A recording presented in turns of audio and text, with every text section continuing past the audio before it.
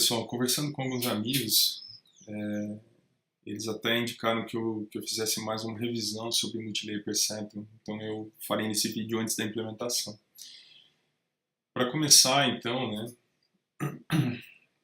só para a gente lembrar por que construir uma Multilayer Perceptron, então eu comentei com vocês sobre um problema onde eu tinha, por exemplo, um espaço que não era linearmente separável, ou seja, com apenas um hiperplano eu não conseguiria separar o espaço. Um exemplo clássico é esse exemplo do shor, do exclusivo, onde dada a entrada 0, 0, eu teria que ter uma classe, e onde a entrada 1, 1, eu teria que ter outra classe. Essas duas classes aqui são 0 de resposta, e onde eu viesse a ter a entrada 1, 0 e 0, 1, eu deveria ter um positivo como resposta.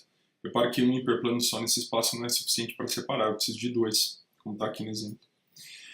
Nessa rede, eu tenho algo assim, eu tenho uma camada de entrada que não faz nada, tem muitos livros que nem desenham ela, não põem neurônios aqui, porque os neurônios só funcionam como uma função, como função de identidade, eles só encaminham os dados para frente. E aí eu tenho neurônios sim na camada escondida, que seriam esses aqui responsáveis por criar hiperplanos. Se eu tenho dois hiperplanos no espaço.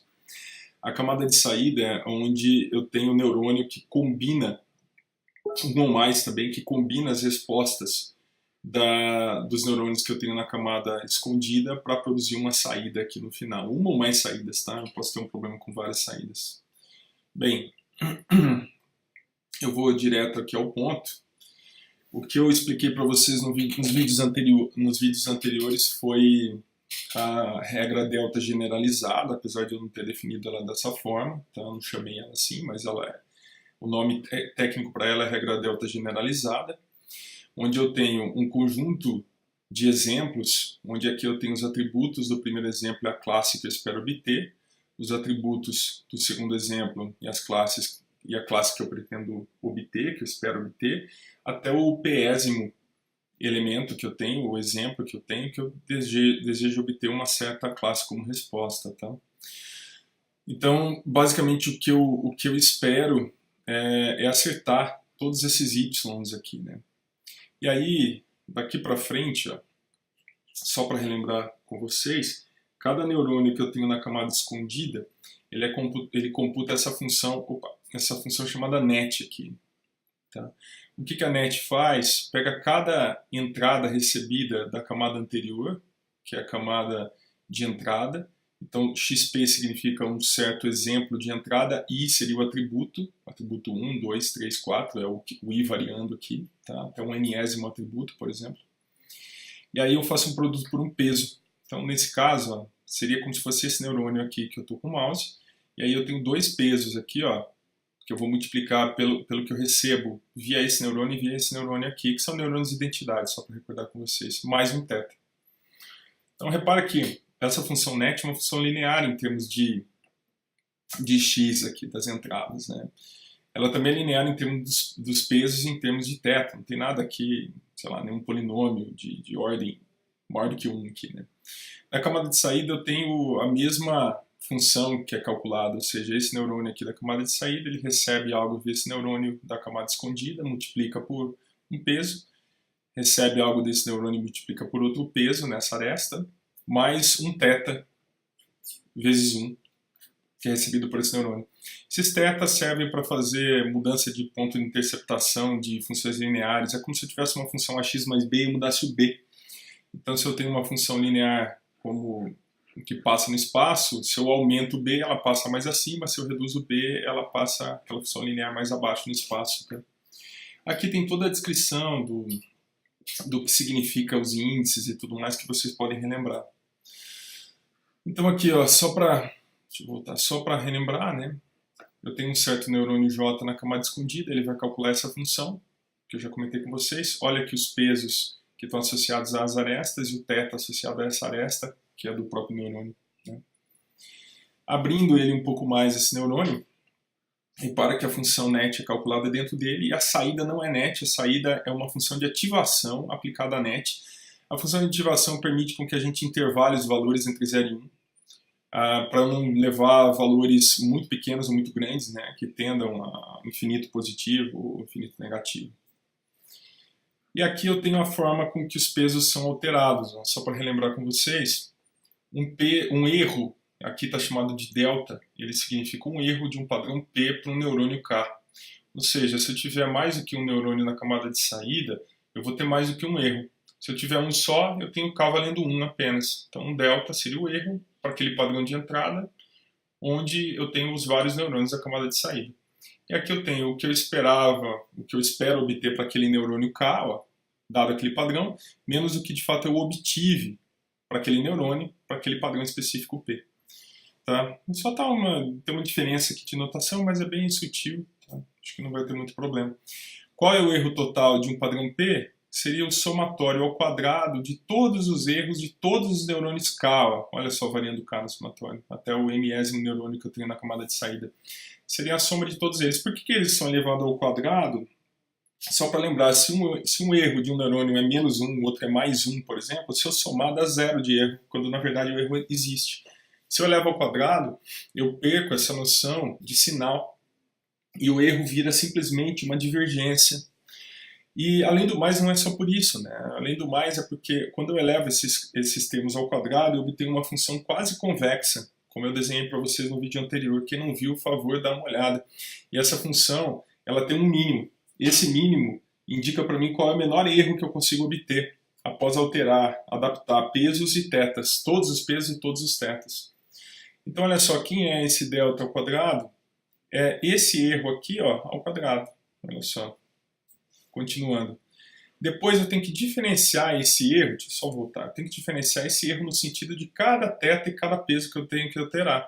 Como essa função é uma função que eu tenho uma f de uma g de x dentro, repare, eu tenho que usar a regra da cadeia para isso.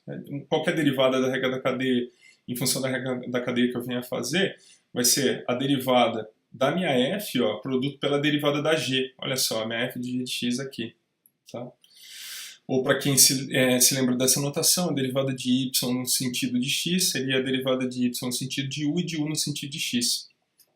Nesse nosso caso, se eu diferenciar esse erro, então, no sentido, ó, o erro aqui, ó, no sentido, eu tiro a somatória para ficar um pouco mais fácil, o que vai acontecer? Eu vou ter a derivada da g, derivada da minha f, desculpa, que é esse 2, ele vem para frente aqui, né, e viraria y menos o. Tá? Então, ó, teria que diferenciar essa minha f e a minha g é o que está contido lá dentro. G é o que está contido lá dentro. E aí o que acontece? Suponha o seguinte, olha, que eu vá diferenciar no sentido de um peso da camada de saída. O que vai acontecer? Eu vou pegar minha f e diferenciar no sentido de net e net no sentido do peso. Porque existe uma composição aqui. Né? Então, olha só, qual é a minha adaptação que eu vou fazer, né, em função de qual derivada. Eu vou derivar o erro que aquele 2 vem aqui para frente, vira 2 vezes meio do que eu espero, menos o que eu obtive, produto pela derivada desse menos OPK. Quem é o OPK? É a saída de um neurônio K na camada de saída. E só que eu tenho que diferenciar esse cara no sentido do peso que eu preciso adaptar. Quem é esse peso? É esse W. Então eu preciso pegar essa F, diferenciar no sentido da net, que está dentro dela, e a net no sentido do W. É como se aqui eu tivesse, na verdade, uma F de uma G de uma H de X. Tá? E aí, unificando essas derivadas, eu tenho que a derivada do erro no sentido de um peso da camada de saída, ele é dado por menos y de pk, menos o de pk, a derivada da minha f no sentido de net, e net no sentido do w da camada de saída. Olha o OK de output, leia. Para quem não viu, veja o vídeo anterior, por favor, pessoal. Reparem que aqui eu usei meio. Ó. Esse meio é só para fazer uma eliminação do 2 aqui, para não ficar duas vezes isso. Até porque no gradiente descendente eu vou fazer o produto por um eta, então esse 2 não faz muita diferença. Aliás, não faz nenhuma, né? É só dobrar o eta, que é uma constante de passo, que eu mudo o comportamento do passo de convergência do gradiente descendente, como a gente já viu no vídeo anterior. E aí o que eu faço? A derivada dessa f no sentido de net é a derivada da própria f, tá? Da função de ativação, e do net no sentido de w, essa eu já consigo calcular mais fácil. Olha o net aqui, ó. Se eu derivar no sentido desse w, dá esse i de pj aqui, ó. Tá exatamente esse de PJ derivado aqui, ó, no sentido de W, W de PJ. Parem o vídeo, qualquer coisa, para vocês lembrarem. Agora, se a minha função de ativação, ó, que eu ainda preciso encontrar a derivada no sentido de net, se ela for linear, repara que isso aqui dá 1. Se eu substituir aqui por 1, eu tenho exatamente a equação de aprendizado usada pelo Perceptron. Repara que essa regra delta generalizada ela funciona para qualquer função de ativação que eu queira usar. Mas a função mais clássica usada pela Multilayer Perceptron é essa daqui. É 1 sobre 1 mais exponencial de menos net. Esse menos 1 aqui é porque é 1 sobre, né, pessoal? E a derivada disso é a própria saída do neurônio, produto daquele neurônio, né, da camada de saída, produto por 1 menos AF. Tá? E aí, a partir disso, eu tenho então que, por um cenário linear, eu teria essa equação de adaptação do peso na camada de saída, que é a equação que a gente encontrou para o Perceptron lá no vídeo de Perceptron no passado. Lembra que aqui é negativo, mas como eu tenho uma derivada desse termo que é negativo, isso vira positivo. E se eu tiver o cenário em que eu tenho uma função sigmoidal de ativação, que é 1 sobre 1 mais exponencial de menos net, eu teria o peso da camada de saída igual ao peso da camada de saída mais o eta, mais de novo, por conta desse negativo, da derivada desse negativo, aqui era negativo, virou positivo. Eta, produto por o que eu espero menos o que eu obtive, que é o erro, produto por a saída daquele neurônio em particular, menos 1, aliás, produto por 1 menos a saída daquele neurônio, produto pelo I, de PJ, que é aquele que a gente encontrou na última derivada. Eu posso, e é muito comum na regra delta generalizada, definir um termo. Isso aqui não é o erro, tá? Isso aqui é só uma definição de um termo, chamado de delta O de PK, que ele é dado por YPK menos OPK, produto pela derivada da função de ativação, a derivada, ó, a linha aqui da função de ativação. E aí eu consigo trazer essa representação mais longa, ó, pegar todo esse termo aqui, chamar de delta de O de PK, e trazer para uma representação mais curta. Ó. Parem o vídeo para dar uma olhada. Trazer para uma representação um pouquinho mais curta. Na camada escondida, o que eu tenho? Eu preciso abrir os termos como abri com vocês no papel. Ó. Aqui está o meu erro ao quadrado, né, que forma uma função quase convexa. Quem é a minha saída obtida é a minha função de ativação na camada de saída, é o que eu obtenho lá na saída. Quem é esse net? Olha o net aberto aqui com vocês na camada de saída. Né? Quem é esse I? É o que veio da camada anterior, que é a camada escondida para mim. Né? É o que está vindo lá da camada escondida. Dá uma olhada. A hora que eu vou diferenciar, então, no sentido de um peso da camada escondida, o que eu preciso fazer? Eu preciso diferenciar, então, para todos esses neurônios que eu tenho, K neurônios que eu tenho na camada de saída, eu preciso encontrar as derivadas de todos eles. Ó. Por isso que aqui o somatório cai para fora, né? Típico, né? De resolução de derivadas por soma. Então eu tenho aqui um menos o somatório, esse 2 vem para frente, elimina com esse meio, então fica o que eu espero menos o que eu obtive. Ó. Derivada da saída daquele neurônio da camada de saída, que é um F, né?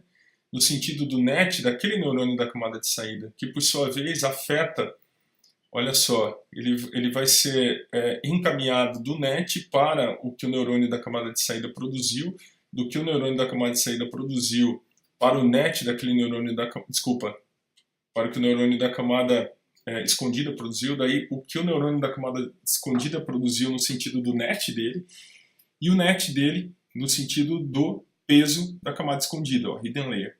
Repara só, tem um jeito muito fácil de enxergar isso daqui, eu acho que aliás, é muito interessante enxergar a derivação da regra da cadeia dessa maneira.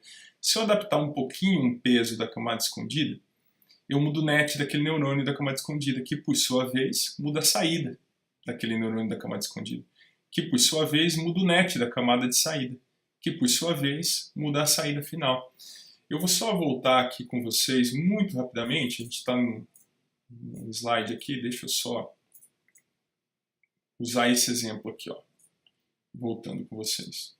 Olha aqui, se eu mudar esse peso aqui, ó, que está valendo 1, associado a essa aresta, eu vou mudar o net desse neurônio, que por sua vez muda o F, que é a saída dele, que por sua vez vai impactar no quê? Vai impactar no net desse neurônio, que por sua vez vai impactar na saída desse neurônio F. Olha só que interessante enxergar a regra da cadeia dessa forma. Deixa eu voltar aqui com vocês. Beleza. Tá ótimo. Olha só, então, quem são essas derivadas, né, esses vários termos de regra da cadeia aqui? Saída do neurônio no sentido de net é a derivada da função de ativação, que é a saída do neurônio da camada de saída, ó, no sentido do net. Essa aqui é a derivada da própria saída do neurônio da camada escondida no sentido do seu próprio net, que é a própria função de ativação, que é produzida como saída da camada escondida, né? Então é essa derivada, obviamente. Quem é a derivada do net no sentido do I? Olha só, net no sentido de um I, sobra esse W de O de KJ. Lembre que esse I é o que veio para mim na camada escondida e esse net é calculado na camada de saída, ou output aqui, o índice output. E aqui a derivada de net no sentido de W vai me dar, a derivada de net no sentido de W vai me dar esse XPI aqui, que é o que veio da camada de entrada. Ou seja, o net da camada escondida, derivado no sentido desse W da camada escondida, produz para mim a entrada, que é exatamente o que dá aqui. Aqui está aberto, está bem fácil de enxergar. Obviamente nunca é tão trivial, né, pessoal, mas está mais fácil de enxergar assim. É muito comum na literatura, esse aqui acho que eu nem preciso passar por aqui, é muito comum na literatura, assim como nós definimos aquele delta de O de PJ, é muito comum definir um delta de H de PJ, que é uma simplificação. Ao invés de eu fazer a representação da alteração de um peso da camada escondida como ele mais um eta produto por um monte de coisas, produto por xi, representa-se esse delta de H como, olha, a derivada da minha F na camada escondida, somatório dos deltas Os produtos por W de O, os pesos da camada de saída. Esse delta de O eu já mostrei para vocês, formulei antes, né? Voltem um vídeo, qualquer coisa. No final das contas eu tenho assim, olha, as equações que eu tenho para a camada de saída e as equações que eu tenho para a camada escondida, obtidas a partir dessa formulação que é comumente chamada de regra delta generalizada. Eu sugiro que vocês voltem o vídeo, vejam várias vezes, peguem um caderno, refaçam a formulação no papel.